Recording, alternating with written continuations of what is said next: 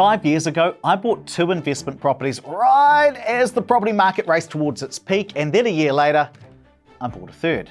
Now today, all 3 are worth less than I paid. So do I regret it? I'm putting myself on the chopping block. We're going to start by running the numbers on timing the market versus time in the market. Then I'm going to show you the 7 questions that reveal whether you should regret buying at the top or whether the real mistake is something else entirely. Today I am going to put myself on the chopping block because back in 2021, I bought 2 investment properties right at the top of the market as house prices were rocketing towards their peak. Then a year later in 2022, I bought 1 more. So that's economist. So technically 3 properties at or near the peak. The market peaked in November 2021. And so one question that I recently got from a listener was, do I actually regret it? So if I look at your portfolio, on paper, the 2021 to 2022 buyers are sitting at a paper loss, and same as anyone that bought at that kind of time in the market, including myself. And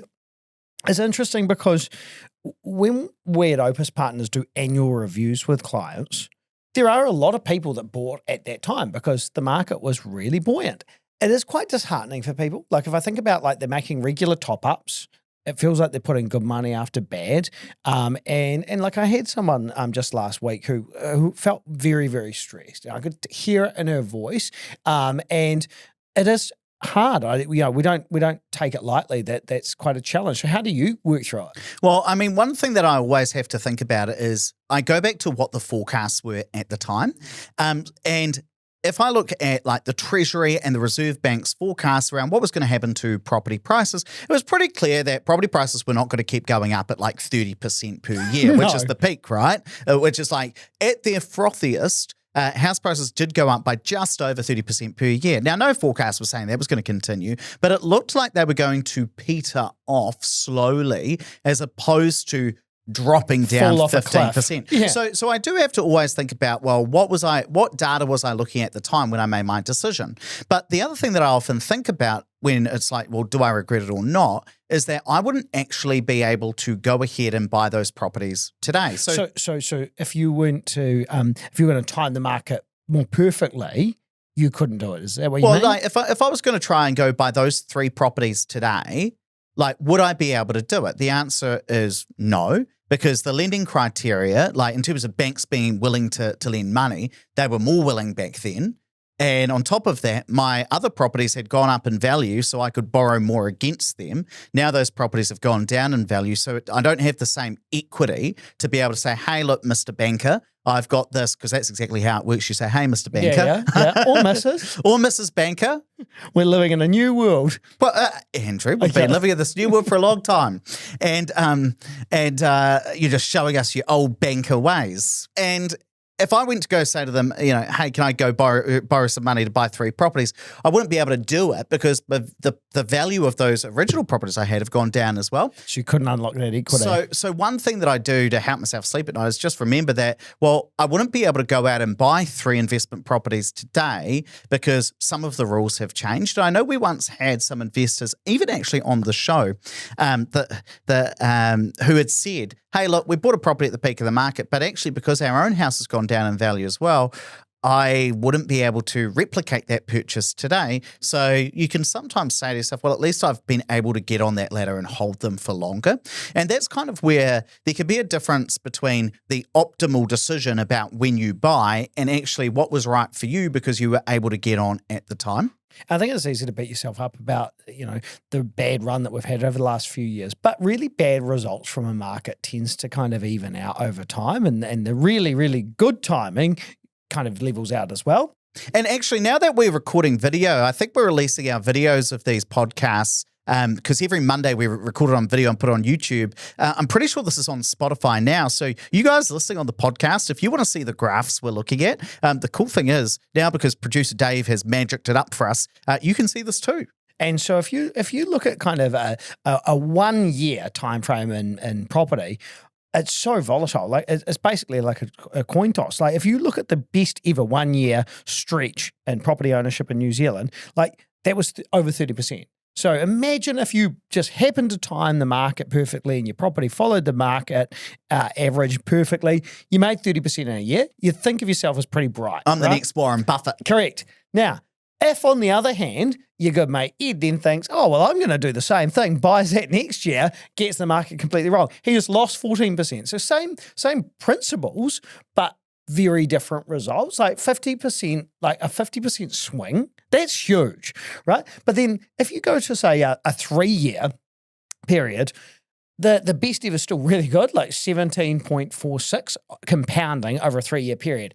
You'd be pretty happy with that. Yeah, if you got 17%, 17%, 17%, you'd probably, oh, here we go. It's good, but I mean, it's not as good as 30. And then if you look at the worst ever 3-year period, it's still negative 5.28. So still quite bad. But not as bad as negative 14%, right? Correct. And then if you get to kind of 10 years, okay, all of a sudden your worst ever 10-year period is just over 4%. Now, I bet you anyone who's basically gone through exactly what you've gone through or I've been through would be looking at that and go, I'd take 4%. Well, if it's 4% every years, single year, you'd say it's pretty good. It's not as good as the best ever result. which is 10.5%. So again, the longer you hold an asset, the more that kind of big spread dissipates. And once you get out to kind of like 15 years, 20 years, your numbers are pretty like in line with each other. Now, of course, there is a bit of a difference between, or there's a massive difference between 8% compounding over 15 years and 5% compounding over 15 years as well. However, I suppose what we're trying to get across here is that if you buy any sort of asset over a single year, it could go up or down by a lot, right? By quite a lot, just because sometimes the markets are up, sometimes the markets are down.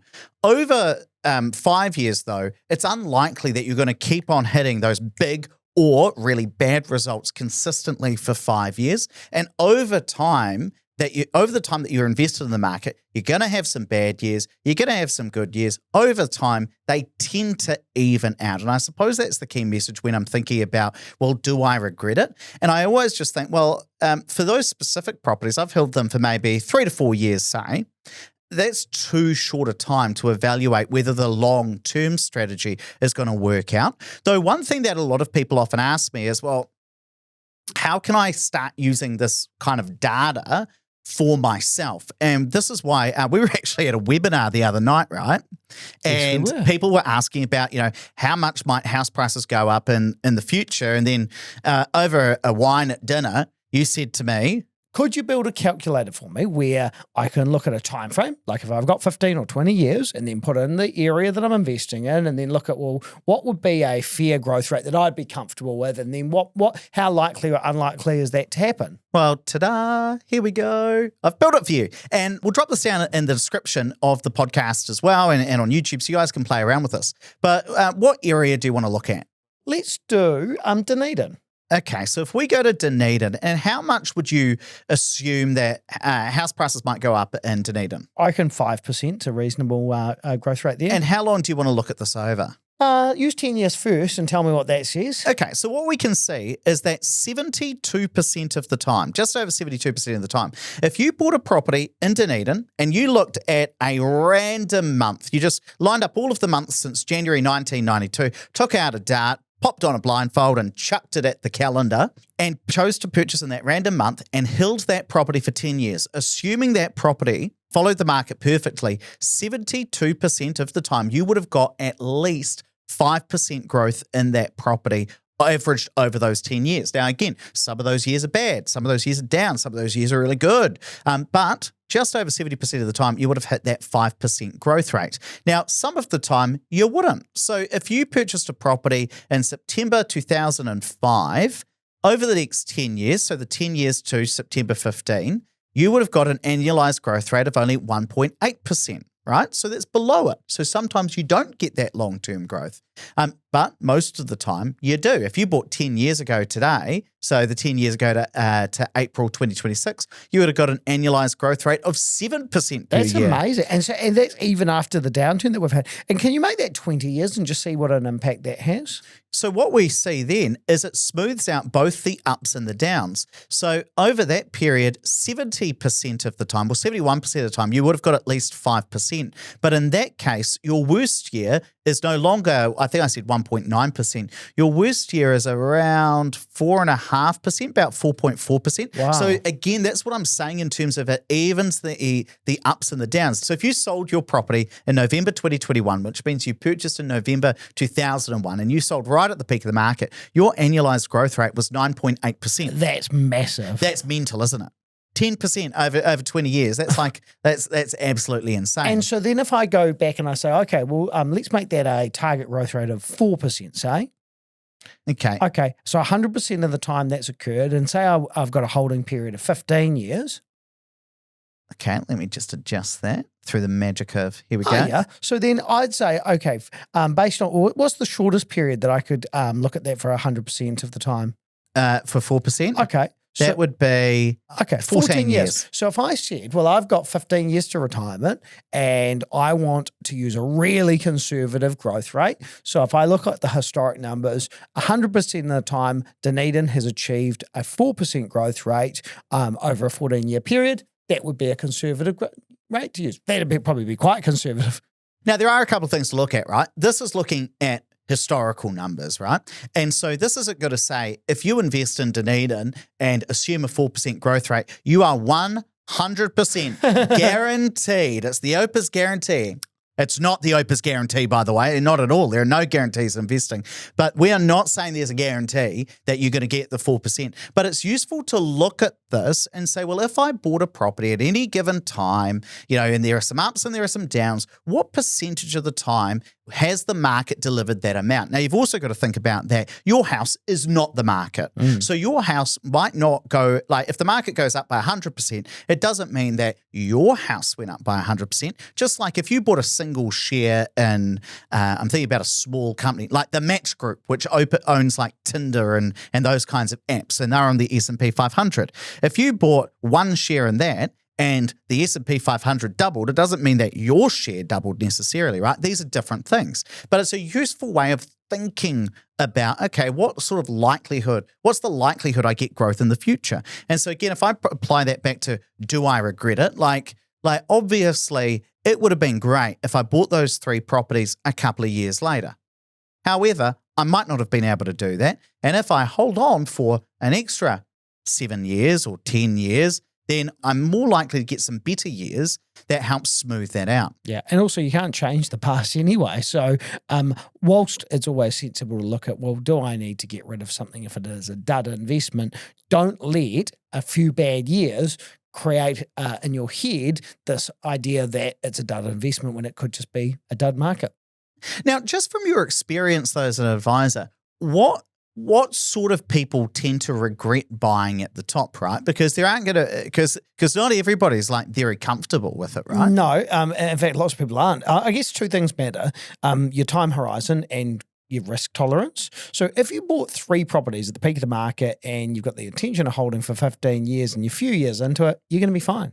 If you can just stay the course, if you can manage those top ups and just hold on and trust that the market will likely correct in time, you should be fine. Now, if you bought a property or 3 properties at the peak of the market and your plan was to hold them and flip them in 18 months, well, then you've got a problem, right?